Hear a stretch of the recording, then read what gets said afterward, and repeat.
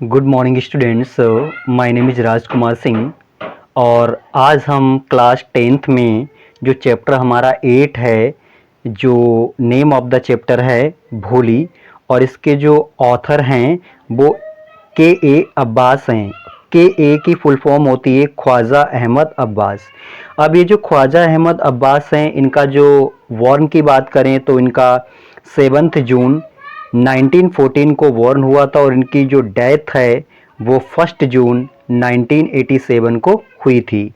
अब इसको हम डिटेल में बताएंगे, यहाँ पे एक्सप्लेनेशन करेंगे और आपका एक्सप्लेनेशन जो है वो हिंदी में हम डिटेल में बताएंगे। इसका हिंदी में एक्सप्लेनेशन करेंगे ताकि आप अच्छी तरीके से इसको समझ लें, चाहे आप सीबीएसई बोर्ड के हों या यूपी बोर्ड से हों। दोनों बोर्ड में ये चैप्टर 8 भोली गिवन है, तो इसको आप अच्छी तरीके से समझ लें डिटेल में। तो चलिए शुरू करते हैं। तो क्या होता है कि अपने बचपन की शुरुआत से भोली को घर पर नज़रअंदाज किया जाता था। यानी कि जो भोली भाई अपने घर पे रहती थी तो उसको नेग्लेक्टेड किया जाता था, यानी कि जो फैमिली के लोग थे उसको नज़रअंदाज करते थे। क्यों करते थे वो आगे जानेंगे।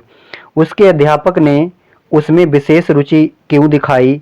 क्या भोली अपनी अध्यापिका की उपेक्षाओं पर खरी उतर पाई? यानी कि भोली जो थी पहले तो वो घर में ही रहती थी, लेकिन बाद में उसके गांव में एक स्कूल प्राइमरी खुल गया और बाद में वो और बच्चों के साथ स्कूल जाने लगी। उसका नाम जो था, बचपन का नाम क्या था, यानी कि घर में लोग उसे क्या पुकारते थे? तो भाई घर में उसे लोग प्यार से, जैसे घर में लोग बच्चों को या रानी कह देते हैं, बिट्टू कह देते हैं, पप्पू कह देते हैं, तो इस तरीके से उसका भी एक नाम था घर का, तो उसका नाम था सुलेखा। उसका नाम सुलेखा था और ये सुलेखा कौन थी? यानी कि भोली ही सुलेखा थी। उसका नाम सुलेखा था, लेकिन उसके बाल्यकाल यानी कि चाइल्डहुड, बचपन से ही प्रत्येक उसे भोली अथवा बुद्धू के नाम से पुकारता था। लोग उसे क्या, भोली के नाम से पुकारते थे और बुद्धू भी कहते थे, मैड, पागल भी कहते थे लोग। पर वह रामलाल नंबरदार की चौथी पुत्री थी, यानी कि जो नंबरदार थे उनकी ये चौथी पुत्री थी। और ये नंबरदार जो थे, इनके जो थे वो कितने, यानी कि इनके बच्चे थे तो इनके जो चिल्ड्रन थे वो 7 थे। तो इसमें जो बात करें हम तो इनकी जो चौथी, यानी कि मतलब 4 पुत्री थी और 3 बेटे थे, यानी कि 4 डाटर्स और 3 सन्स थे। जब वे 10 महीने की हुई, कौन भाई? भोली। जब भोली 10 महीने की हुई तो वे अपने सिर के बल चारपाई से गिर गई थी, यानी कि वो चारपाई पे लेटी थी, यानी कि जैसे छोटे बच्चे लेटे होते हैं, चाहे दिन हो चाहे रात हो, तो वो गिर पड़ते हैं अचानक। तो वो अपने सिर के बल चारपाई से गिर पड़ी थी और शायद इसी कारण उसके दिमाग का जो कुछ हिस्सा था वो डैमेज हो गया, यानी कि क्षतिग्रस्त हो गया। इसीलिए वे पिछड़ी हुई बच्ची रह गई थी और उसे भोली यानी कि बुद्धू नाम दे दिया गया। यानी कि उसका जो माइंड था वो डैमेज हो गया था, वो कॉट से, चारपाई से फेल डाउन, बेड से हो गई थी, नीचे गिर गई थी और उसको लोग बुद्धू भी पुकारते थे और भोली भी कह के पुकारते थे। लेकिन उसके बचपन का नाम क्या था भाई? बचपन का नाम सुलेखा था। जन्म के समय वह एक बहुत गोरी और सुंदर बच्ची थी, यानी कि उसका जब जन्म हुआ था, तो यानी कि बच्चों का जब फैमिली में जन्म होता है ना तो वो बहुत अच्छे लगते हैं, ब्यूटीफुल लगते हैं, बहुत ही तो क्यूट लगते हैं। तो जब उसका जन्म हुआ था तो बहुत ही वो फेयर दिखती थी, ब्यूटीफुल दिखती थी। लेकिन 2 वर्ष की आयु में उस पर चेचक, यानी कि जो स्मॉल पॉक्स होते हैं, चेचक का आक्रमण हो गया, यानी कि उसके चेहरे पे, यानी कि बॉडी पे चेचक निकल आई। केवल उसकी आंखें ही सुरक्षित थी, यानी कि उसकी बॉडी का भाई कोई पार्ट बचा था तो वो उसकी आईज थी, यानी कि जिससे वो देख सकती थी। पर उसका सारा शरीर स्थायी रूप से गहरे काले चेचक के दागों से कुरूप हो गया था, यानी कि वो अगली लगती थी, स्मॉल पॉक्स हो गए थे उससे, चेचक की बीमारी हो गई थी पूरी बॉडी में, in spite of her eyes, उसकी आईज के अलावा पूरी बॉडी पे ये बीमारी फैल गई थी। छोटी सुलेखा 5 वर्ष की उम्र तक कुछ भी नहीं बोलती थी, यानी कि जब वो 5 ईयर्स की हुई तो nothing can't speak any word fluently, यानी कि वो मतलब इजली से या कंफर्टेबल तरीके से भाई वो वर्ड को नहीं बोल पाती थी जब वो 5 ईयर्स की थी, क्योंकि उसकी जो टंग थी वो स्टेम्बर्ड हो जाती थी, मतलब वो स्टेम्बर्ड यानी कि तुतलाती थी, स्टॉप स्टॉप करके बोलती थी। और अब अंत में उसने बोलना सीखा। अब वो लास्ट मोमेंट में भाई क्या सीखने लगी? बोलना, क्योंकि लाइफ उसे लीड करनी है तो भाई बोलना तो वही सीखेगी। अब वो बोलना शुरू उसने किया तो वह हकलाती थी, यानी कि जब उसने बोलना शुरू किया, when he started to speak she stammered, यानी कि जब उसने बोलना शुरू किया तो वह हकलाती थी। दूसरे बच्चे प्रायः उसकी खिल्ली उड़ाते थे, यानी कि लोग अगर जो कोई तुतलाता है, चाहे क्लास में हो, चाहे फैमिली में हो, चाहे आउट ऑफ फैमिली हो, तो अदर जो स्टूडेंट्स हों या बच्चे जो हैं देखते हैं तो वो हंसते हैं, तो और जो बच्चे थे इसकी खुली यानी कि खिल्ली उड़ाते थे, उसकी नकल किया करते थे। इसके परिणाम स्वरूप वे बहुत कम बोलती थी, यानी कि as a result she talked very little, यानी कि वह बहुत ही कम बोलती थी। यानी क्यों बोलती थी कम, उसका रीजन था कि लोग उसकी हंसी उड़ाते थे, किसकी, भोली की। रामलाल के 7 बच्चे थे, यानी कि 3 बेटे, यानी कि Ramlal had 7 children, 3 sons and 4 daughters, यानी कि रामलाल के 7 बच्चे थे, 3 बेटे थे। बेटे कितने थे ये ध्यान रखना, एग्जाम में पूछा जा सकता है कि 3 मतलब यानी कि 3 सन्स थे और 4 डॉटर्स थी। तो रामलाल के 7 बच्चे थे, 3 बेटे और 4 बेटियां, और उनमें से भोली सबसे छोटी थी, यानी कि जितने भी बच्चे थे सभी में से भोली छोटी थी। रामलाल का घर एक समृद्ध किसान का था। समृद्ध किसान का मतलब वो घर से बहुत सही था, पैसे वाला व्यक्ति था, उसको कोई भी आर्थिक तंगी की, इकोनॉमिक कंडीशन उसकी खराब नहीं थी, तो वह घर से बहुत ही अमीर व्यक्ति था और वह खाने पीने का कोई अभाव नहीं करता था, यानी कि खाने पीने की उसके घर में कोई कमी नहीं रहती थी भाई, अर्थात प्रचुरता थी, यानी कि पर्याप्त मात्रा में, सफिशेंट की बात करें, यानी कि उसके पर्याप्त मात्रा में खाने की चीज़ें घर पे अवेलेबल थी। उसके सभी बच्चे भोली के अतिरिक्त स्वस्थ और पुष्ट थे, यानी कि उसके जितने भी बच्चे थे वो भोली के, यानी कि ऑल द चिल्ड्रन एक्सेप्ट भोली वर हेल्दी एंड स्ट्रॉन्ग, यानी कि भोली के अलावा उसके सारे बच्चे थे वो स्ट्रॉन्ग थे, ठीक है, स्वस्थ थे। बेटों को पढ़ाने के लिए शहर के स्कूल में, यानी कि बेटों को उसने कहाँ भेजा भाई, शहर भेजा पढ़ने के लिए। अब शहर में पढ़ोगे तो पैसा भी खर्च होगा और पैसे की कोई भी कमी रामलाल के पास नहीं थी। और फिर उसने अपने बेटों को स्कूल में भेजा, यानी कि शहर में, और बाद में अपने बच्चों को यानी कि बेटों को स्कूल में से कॉलेज में भेजा गया। बेटियों में राधा सबसे बड़ी थी, ये भी ध्यान रखना, यानी कि जो बेटियां थीं, यानी कि बेटियां कितनी थीं, 4 डॉटर्स, और 4 डॉटर्स में जो सबसे इल्डेस्ट डॉटर थी तो वो कौन थी, ये आप लोग ध्यान रखना कि वो राधा थी, ठीक है। बेटियों में राधा सबसे बड़ी थी, उसकी शादी पहले ही हो चुकी थी, यानी कि उसकी जो शादी थी वो पहले ही हो चुकी थी। दूसरी बेटी मंगला की शादी तय हो चुकी थी, यानी कि राधा की शादी हो चुकी थी और मंगला की भी शादी जो थी वो सेटल्ड हो चुकी थी, यानी कि तय हो गई थी। और यह काम संपन्न हो गया तो रामलाल ने तीसरी बेटी चंपा की चिंता की, यानी कि किसकी शादी हो गई भाई, राधा की भी हो गई, मंगला की भी हो गई।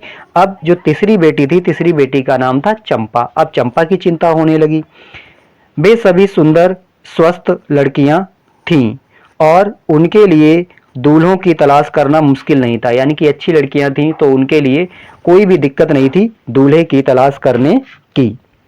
लेकिन रामलाल भोली के बारे में चिंतित था, क्योंकि वे ना तो सुंदर थी और ना समझदार थी, यानी कि but Ramlal was worried about Bholi, she had neither good looks nor intelligence, यानी कि जो भोली थी वो जो रामलाल थे वो भोली के बारे में ज़्यादा चिंतित थे, क्योंकि वो ना तो ब्यूटीफुल थी और ना इंटेलिजेंस थी, यानी कि वो उसे नॉलेज भी नहीं थी, यानी कि समझदार नहीं थी।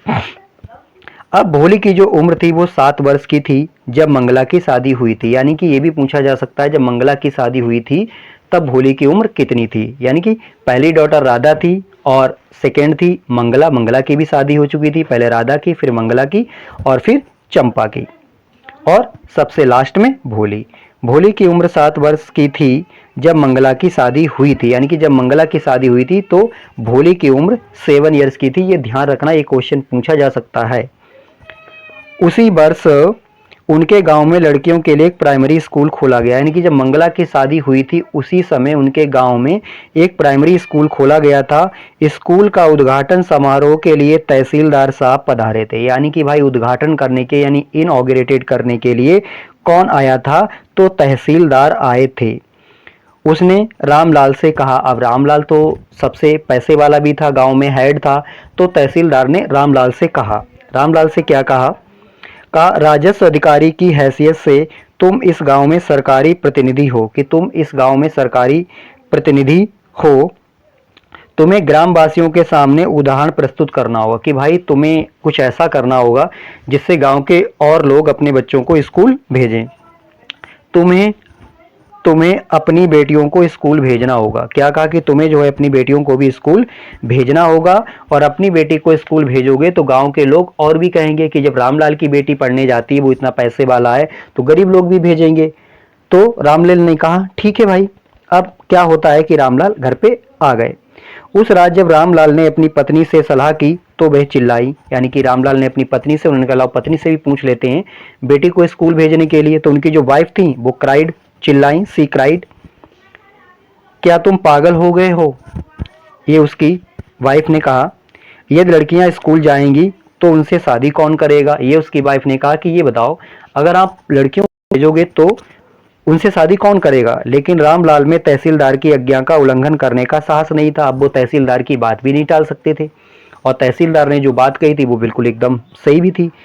अंत में उसकी पत्नी ने कहा मैं आपको बताऊंगी कि क्या किया जाना चाहिए। उसकी पत्नी ने कहा ठीक है, हम तुम्हें बताएंगे क्या किया जाना चाहिए। भोली को स्कूल भेज दो, जैसा कि स्पष्ट है उसकी शादी होने के अवसर नहीं है। कि चलो स्कूल भेज दो, उसकी शादी भी नहीं होगी, वो इतनी अगली गर्ल है, ब्यूटीफुल नहीं है, इंटेलिजेंस नहीं है, तो उससे शादी भी कोई नहीं करेगा। चलो आप इतना कह रहे हो तो इसको स्कूल भेज दो। क्योंकि उसका चेहरा कैसा था? भद्दा था, अगली था, दिखने में अच्छी नहीं लगती थी, स्मॉल पॉक्स थे, चेचक की बीमारी थी, और उसमें समझ की कमी है। अध्यापकों को स्कूल में उसके बारे में चिंता करने दो। इसकी जो अध्यापक हैं, जो टीचर्स हैं, वो खुद बरी होंगे, इस बेटी को देख के कुछ ना कुछ बताएंगे। अगले दिन रामपाल ने भोली का हाथ पकड़ा और बोला, यानी कि भोली का हाथ पकड़ा और बोला, क्या कहा? मेरे साथ आओ, मैं तुम्हें स्कूल ले चलूंगा। ये उसके फादर रामलाल ने कहा कि ठीक है, तो मेरे साथ चलो, मैं तुम्हें स्कूल लेके चलता हूँ। भोली डर गई, वे नहीं जानती थी कि स्कूल क्या भला है। वो ये नहीं जानती थी स्कूल क्या है, उसने कभी स्कूल के बारे में ना सुना था ना देखा था, और उसके स्कूल में भी, गांव में भी स्कूल नहीं था। उसे याद आया कि कुछ दिन पूर्व उनकी बूढ़ी गाय लक्ष्मी, यानी कि उसकी एक बूढ़ी गाय थी और गाय का नाम था लक्ष्मी, को घर से बाहर निकाल दिया गया। यानी कि उसकी एक गाय थी और उसको घर से बाहर निकाल दिया गया था, उसे बेच दिया गया था। क्या कर दिया गया भैया? उसकी एक गाय थी और गाय को क्या कर दिया गया था भाई? बेच दिया गया। तो उसकी गाय को बेच दिया गया था, यानी कि जो भोली की एक गाय थी और उसको बेच दिया गया था, घर से बाहर निकाल दिया गया था। तो भोली को ये बात याद आई कि हमको भी घर से पकड़ के पिताजी लेके जा रहे हैं, पता नहीं गाय की तरह हमको भी निकाल दें। ठीक है, तो ये उसके दिमाग में बात चली। ये ध्यान रखना, उसकी जो गाय का नाम था वो लक्ष्मी था। अब उसके दिमाग में बात आई कि उसे याद आया कि कुछ दिन पूर्व उनकी बूढ़ी गाय लक्ष्मी को घर से बाहर निकाल दिया गया था, उसे बेच दिया गया था। उसने कहा नहीं नहीं, वह वैसे चीखी तथा उसने अपना हाथ पिता के हाथ से छुड़ा लिया। यानी कि वो साथ में जाना नहीं चाहती थी पिताजी के। क्यों? वो सोचती थी कहीं ऐसा ना हो कि पिताजी गाय की तरह हमको भी घर से बाहर निकाल दें और कभी हमको लेके ना आए। ये उसके माइंड में कहीं ना कहीं चल रहा था। तो यानी कि ये हमारा पार्ट 1 है, और सेकेंड जो पार्ट है इसका हम नेक्स्ट वीडियो में आपको बताएंगे। तो ये जो हमारा फर्स्ट पार्ट है इसको आप देख लें, और इसका सेकेंड पार्ट के बारे में एक्सप्लेनेशन हिंदी में सुनने के लिए हमारे चैनल को लाइक और सब्सक्राइब कर दे, ताकि जो हम इसकी सेकेंड पार्ट डालें तो आपको वो भी डिटेल में हिंदी सुनने को मिल जाए। तो हमारे चैनल को लाइक और सब्सक्राइब जरूर कर दें। Okay student, thank you.